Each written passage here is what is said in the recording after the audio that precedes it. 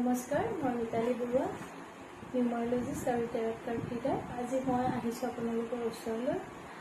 আজিকালি প্ৰায় মানুহৰ স্বাস্থ্য বেয়া হৈ থাকে, গতিকে সেই স্বাস্থ্য বেয়া হৈ থকা মানুহখিনিৰ কাৰণে যিসকলে প্ৰায় দিন বিচনাত পৰি থাকে, অসুখত ভুগি থাকে, তেওঁলোকৰ বাবে এই ৰেমেডিটো তেওঁলোকৰ নিজেও কৰিব পাৰে এই ৰেমেডিটো, আৰু তেওঁলোকৰ ঘৰৰ কোনোবা আত্মীয়ও কৰিব পাৰে।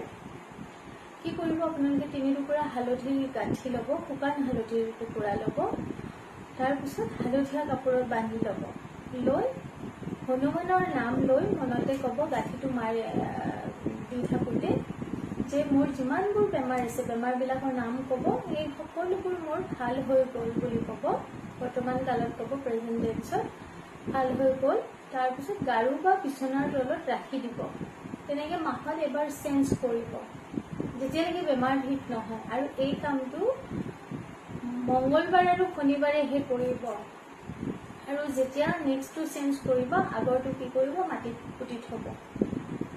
মংগলবাৰে কৰিলে নহয়, এই কামটো নেক্সট বুধবাৰে পেলাই দিব। এমাহ যেতিয়া হ'ব, তাৰ নেক্সট বুধবাৰটোত পেলাই দিব। বা যদি শনিবাৰে ষ্টাৰ্ট কৰে, নেক্সট এমাহ হোৱাৰ পিছৰ বাৰটো, শনিবাৰৰ পিছৰ বাৰটো ৰবিবাৰে পেলাই দিব। এইখিনি কৰি চাওকচোন, নিশ্চয় বেমাৰ ভাল পাব, সুফল পাব। নমস্কাৰ, ৰাধে ৰাধে। মোৰ পেজটো যদি ভাল পাইছে আপোনালোকে সকলোৱে শ্বেয়াৰ কৰি দিব, নিজৰ লগতে আনৰো সুবিধা হ'ব। ধন্যবাদ।